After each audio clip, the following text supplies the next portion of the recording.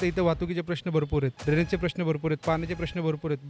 मला सांगा ह्या प्रभागात नेमकी काय काय कामं झालीत? या प्रभागात तशी बघितली गेली तर मला ही शाळा दिसते, माताजी शिंदे शाळा. या शाळेच्या इथं लर्निंग स्कूलचं काम गेल्या 5 वर्षापासून चालू आहे, पण ते अजूनपर्यंत पूर्ण झालेलं नाही. तसंच ह्याच्या पाठीमागे जे बास्केटबॉलचं ग्राउंडसाठी जे काम होतं ते पूर्ण झालेलं आहे. पण ह्याच्यात कसं होतं की अर्धे नगरसेवक एका पक्षाचे, अर्धे नगरसेवक एका पक्षाचे, त्याच्यामुळे ह्याच्यात कोणाची पूर्ण कामं होत नाही. तुम्ही जर म्हणायला गेले तर इथं वाहतुकीचे प्रश्न भरपूर आहेत, ड्रेनेजचे प्रश्न भरपूर आहेत, पाण्याचे प्रश्न भरपूर आहेत. बऱ्याच लोकांना अडचणी भरपूर आहेत इथं, की असं नाही की पूर्णच काम विकास झाला म्हणजे पूर्ण विकास झालेला नाहीये. आणि होणार असेल तरी जो पुढचा इथून कोण नगरसेवक असेल त्यांनी पूर्ण विकास करावा हीच अपेक्षा आहे. अजून पण जेवढी कामं राहतील ती तरी पूर्ण करावीत आणि महत्त्वाचा वाहतुकीचा प्रश्न सोडवण्यात यावा ही तर मोठी अपेक्षा आहे सगळ्यात. आम्ही आता रिअलिटी चेक करत असताना इथं ई लर्निंग स्कूल वगैरे पाहिलं किंवा बास्केटबॉलचं ग्राउंड ते आता आपण पाहिलं सगळं की एकदम चांगली व्यवस्था आहे आणि आतमध्ये सगळे रस्त्याचे वगैरे प्रश्न पण व्यवस्थित आहे. तर मग हे काम कोणामुळे झाले किंवा काय? ई लर्निंग स्कूलचं काम चालू झालेलं आहे पण पूर्ण झालेलं नाहीये. त्याला 5 वर्ष आली, इतका वेळ लागायला नव्हता पाहिजे. कारण की वानवडी सारख्या परिसरात जनता आहे की त्यांना